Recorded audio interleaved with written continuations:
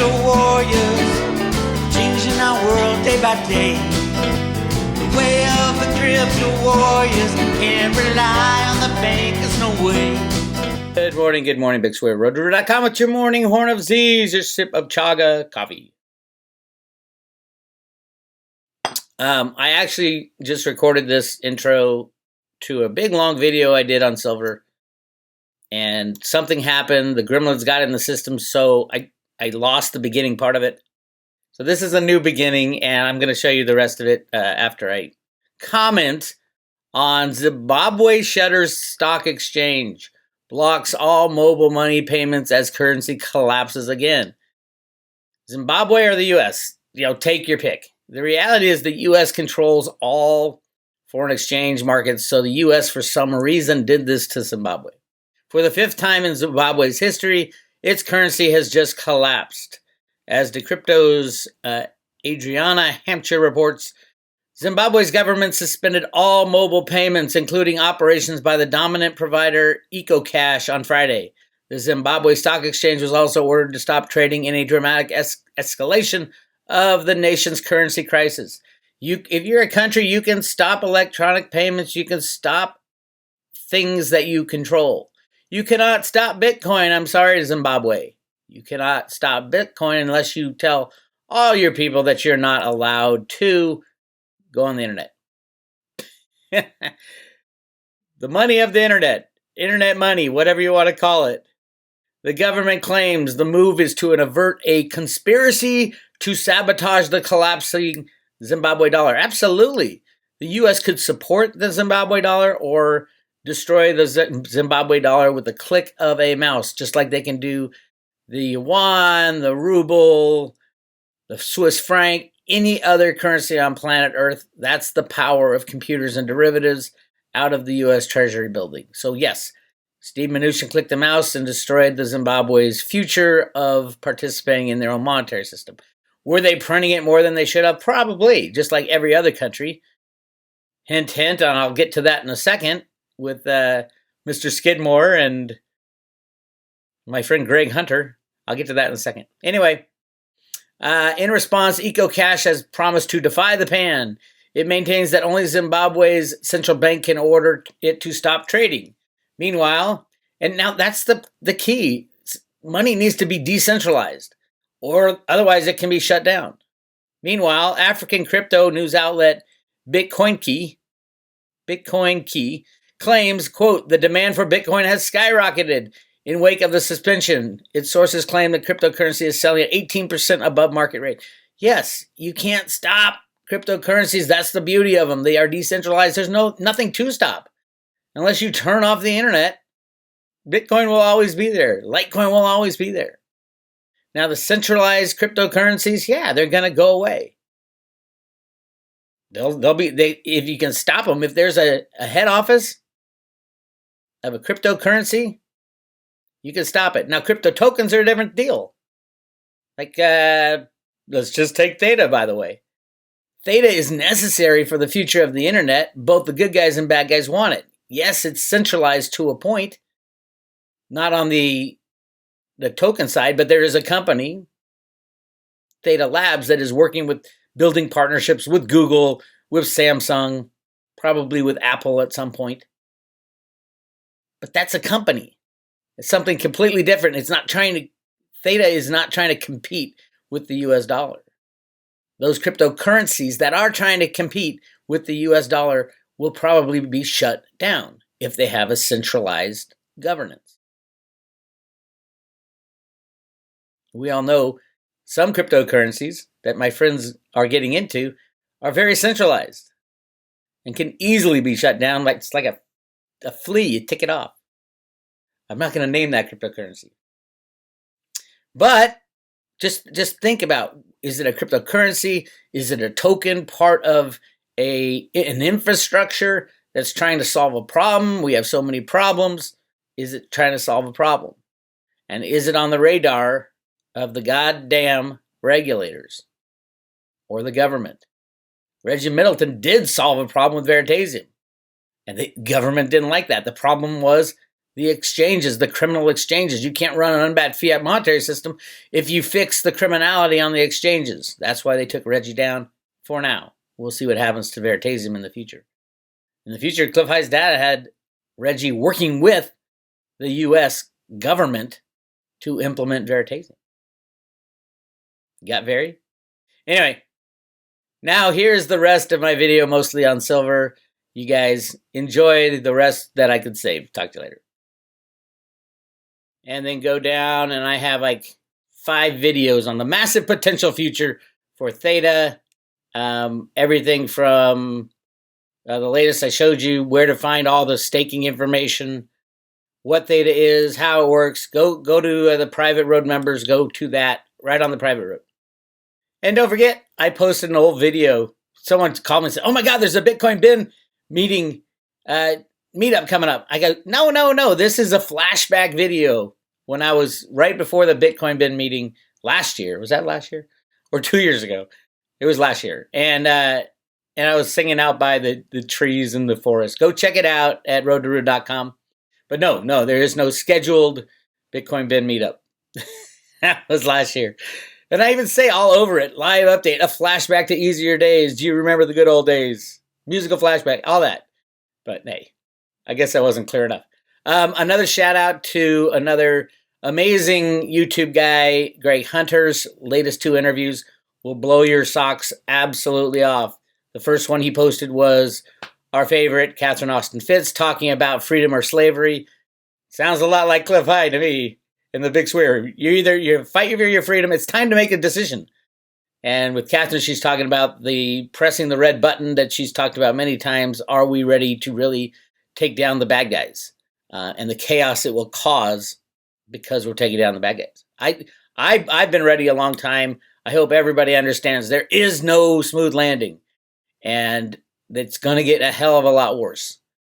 So just hang on tight, but we have to get rid of these criminals now. Now is the time, because we won't get another shot at it. And that means destroying the monetary system. And to destroy the fiat monetary system, it would destroy all pensions, all 401ks, all checking and savings, all everything. And to do that, all you have to do is stop rigging the market. It's that easy.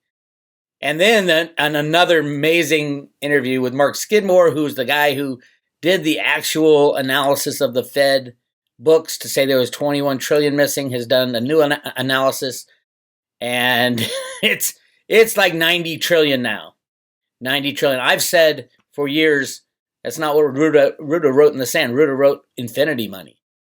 They've been printing infinity money for over 100 years. And then 2 or 3 sets of books. But Skidmore's just scratching the surface on this. It's not 90 trillion. It is infinity money that they are printing. Money is not an obstacle for anything when you control the electronic printing press. The difference between $100 billion and $1 trillion is one little computer zero. And that's the kind of mindset we have to start thinking about. It's a faith-based game. And those controlling the money are not exercising good faith. How's that? But an amazing interview from Mark Skidmore. He proves once again there is massive trillions and trillions of dollars being printed in existence that we're not being told about. And from what his analysis come up with, I think it was 120 trillion. But he said, well, Greg put up 90 trillion in the title, but it was 120 trillion that his analysis has come up with so far. And he's correct, at least for the money that they tell you about. 120 trillion. It makes you wonder, what's wrong with 120 quadrillion or 120 quintillion? And you get to Ruta's infinity. That's why we have to destroy the system. Money is so misallocated to humanity. The bad guys are lying there with billions and billions of dollars in their coffers. But you could take it all away. You could take away all the power of the bad guys by destroying the monetary system. And that's what Ruta, a.k.a. Alan Greenspan, was trying to do. Print money to infinity. To destroy the system. Anyway, that's where we are. Thank you, Greg Hunter, for all your great work, by the way. All right, let's talk about big day for gold and silver. Tomorrow is the end of the second quarter. the end of the second quarter when you have to mark to market. You got to declare your wins and losses. Right now in gold and silver, according to Ted Butler, the 8 big shorts that have always won before the last couple of months, always won for literally decades, have never posted a loss, are in the red $9 billion. 8 mega banks are in the red $9 billion. Let me say it again. $9 billion. So they're going to have to do something by tomorrow, close of the commodity market, or you're going to see more announcements like we've heard from Scotiabank. Oh, we're getting out of the business. We lost a couple $1 billion. CIBC, HSBC, all announced losses in the last couple months. That never happens in precious metals. Never, ever, ever, ever, ever. Because it's a rigged game run by the banksters and theoretically regulated by criminals who allow the manipulation because they know it's 100% necessary for an unbacked fiat system. So if, let's say, silver closes right around here, $18, we got some mega losses coming for the big banksters, which, hey, we know they're criminals. JP Morgan's on the other side. Now JP Morgan is leasing out its silver to the other 8 that are short, making them double shorts. So they'll lose even more money. And not only that, when you think about it, these big banks are leasing silver from JP Morgan, physical silver, and putting it into the SLV, which means that JP Morgan still holds the silver. So JP Morgan is leasing silver, doesn't have to move it out of their warehouse. It's on the books 4 or 5 times. Like I said, there's 4 or 5 contractual assignments to every bar of silver out there.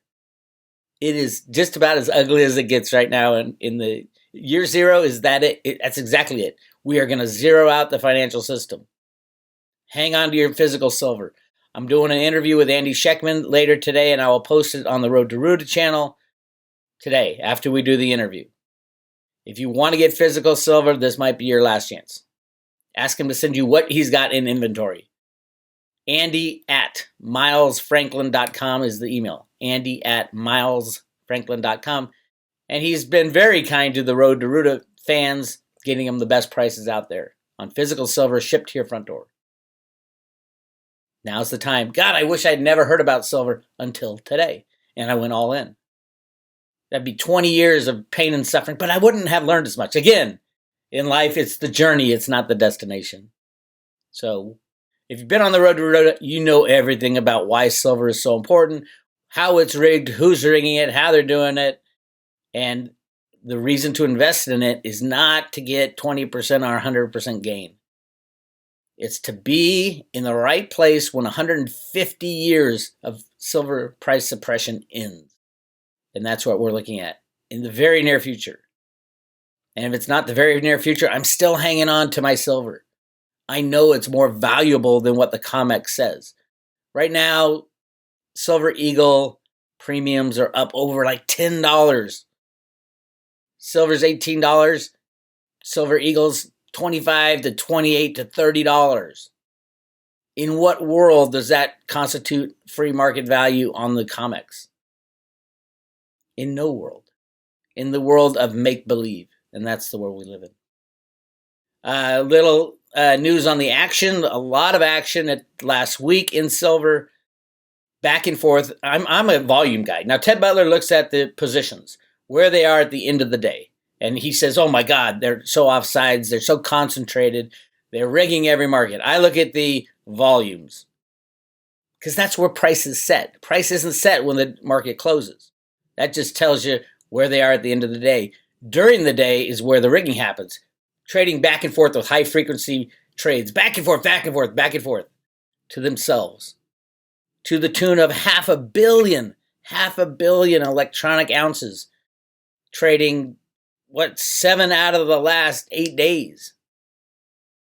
Remember, there's only 800 million ounces of silver mined every year. between 800 and 850. And yet every day on the COMEX, to rig the price, they're trading close to $500 million. Sometimes over, sometimes below. It is insane. And the same thing goes on at the LBMA, which is supposed to be a physical delivery market, which it is not. It's a criminal joke, but it's not an exchange, so we can't cry about it. It's an association. There's a reason they call it an association. There's just a couple people they allow in that market, in that quote market. Why does it even exist?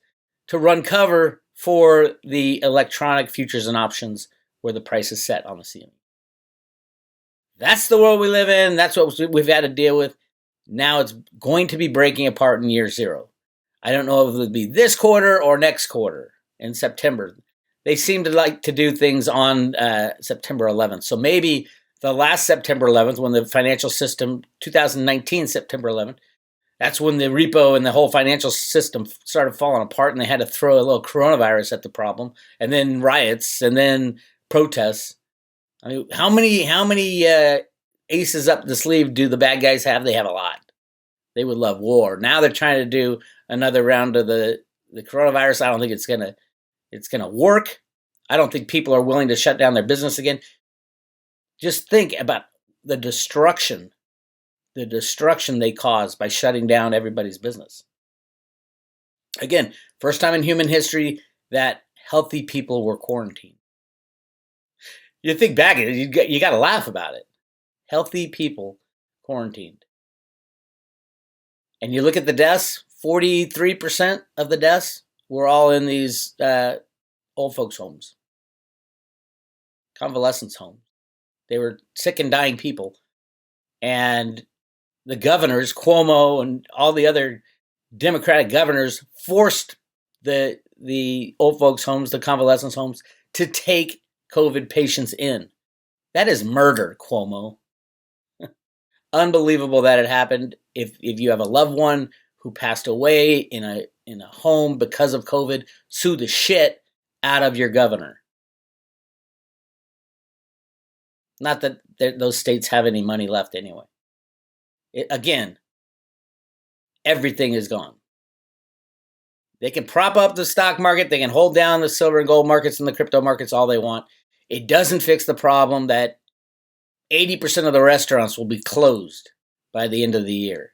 Your favorite restaurant will most likely not open up for business. And those that do survive, they're not going to be doing well.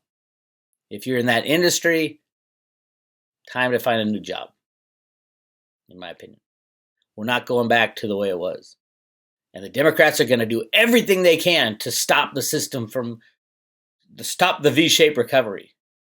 Not that there could be. It would be a fraud, any V-shaped recovery that Trump touts. Yes, absolute fraud. The way to build the economy, do it the same thing they've been doing for over 100 years. Lie, cheat, steal, go to war if you have to get the economy going again. Because it's based off a fraud financial system. So you might as well, hey, if the money's a fraud, why can't everything else be a fraud, right? Oh, unemployment, we're really coming back. Nobody's working, but look at those numbers out of the government. Tax revenues, who cares? Who cares about tax revenues? We got the bailout machine at the Fed. You can't make this stuff up. As far as silver, yes, most of the silver production has been shut down, but silver price went down to under $12. Who doesn't understand manipulation at the CFTC? All of them. Or they're all in on a con. Either way, they're either stupid or criminal. Regulators. I'm with Jeff Berwick. No regulators. Regulators hurt free market trading. All they do is run cover for the real criminals. Why do you think they took out Reggie Middleton and the Veritasium token? Because it would have injected truth and honesty in our exchanges. It would have meant there's no rehypothecation of these assets that are trading back in the trillions, back and forth in the trillions. Stocks, bonds, everything has multiple owners. Nobody knows where anything is anymore. Silver, gold contracts, everybody's got their hands in on the game, and they are winners and losers. The winners, the top 8 manipulators in silver and in gold. Except this time, They're down $9 billion. Tomorrow's the end of the second quarter. They got to fix it. They got to either slam silver now or try to cover, which would mean higher prices because nobody's selling. We will see. We will see. Anyway, for those of you who don't know, here's the top 10 countries that are producing silver. Mexico, number one, like usual. In history, there's been about 60 billion ounces of silver mined. Mexico is about a third of that. The Mexican people have been ripped off by their government leaders selling silver outside their country. Mexico, stop exporting silver. Don't export silver. Hang on to it. You'll be the richest country in the world. Right now, they're producing 6,300 metric tons of silver, an increase of 180 metric tons over last year. Although, this is an old article. They've been shut down too. Along with Peru, which is number 2, a very poor country, and yet they are the second largest silver miner in the world with 3,800 tons. And then China doesn't export any silver, nor does Russia. And then there's Poland, Australia, Chile, Bolivia, Argentina. All these are poor countries that are giving away their wealth. It is insane. Although they haven't been giving it away in the last few months because of COVID. The price goes down even though the supply is dried up. How does that work, Mr. COMEX regulator? And then the United States is 10th. So all these countries, all they have to do is hang on to their silver. They'll be the richest country in the world. Who's got the biggest reserves? Peru. And they're a very poor country. Are you kidding me? Come on, people. Wake up. Stop exporting silver. Speaking of stopping, a lot of people emailed me about the coin shortage. U.S. is facing a coin shortage and it's forcing the Federal Reserve to take unusual steps of rationing its distribution. You think, why is there a coin shortage? Because of COVID. Why is there anything? Because of COVID. I think this is more along, they're saying because of COVID, the money's not flowing, the coins aren't coming in and out, but the coins are staying with the people. I don't know. I think it's just an excuse. Fed Chair Powell said there was a shortage of U.S. coins, but the Fed was working on it. Yeah, they're working on a electronic crypto solution, a cryptocurrency that they would be in charge of the blockchain, which is bullshit. The Fed coin, they're working on it. What happened is that with partial closure of the economy, the flow of coins through the economy kind of stopped. So everybody's sitting with coins. The flow stopped, but you're just sitting with coins. Okay. He said the shortage was partially due to mass business closures that disrupted the flow of coinage across the country, as well as a lack of places open where people could trade their coins for bills. That doesn't make any sense. There's nothing open to trade your coins for bills, so you keep the coins. You have the coins in your pocket. Powell said the problem would be temporary. I think it's getting us used to going to just an electronic system. No more coins, no more bills, no more freedom, just stuff they can control. Now you go to crypto, look at Litecoin. Mimblewimble with Litecoin is they're not going to be able to track you. That'll be the new cash. Litecoin is the new cash. Yes, Litecoin is the right coin, absolutely, to fix the money problem. Litecoin is the fix of the money problem, in my opinion. One of them. There'll be Bitcoin Cash. It's okay. Bitcoin, no. And the core developers don't want it to be. They took Bitcoin out of the monetary system long ago. Store of value. They'll concentrate on store of value because it's the safest coin, which will put Litecoin at number 2 safest. Yeah, Litecoin over Bitcoin, absolutely. And then we have the pumping of the markets because all the mutual funds, everybody and their mother has to declare where they stand at the end of the month, which is tomorrow. So, of course, they're going to paint the tape is what they call it. There's actually a term for rigging the market higher. It's called painting the tape. Watch the last hour of tomorrow's trading. They're going to paint the tape. Boom, it's going to be so high. Why? Because they got to tell the world they're not insolvent. But keep a close eye on silver tomorrow. All right. And it's at what, 17, 18 bucks right now? $17.80. We're going to look back at this and laugh and cry that you didn't buy more. Anyway, if you want physical silver, you don't have a local guy, send an email to Andy Scheckman, andy@milesfranklin.com. I'll be talking to Andy later today.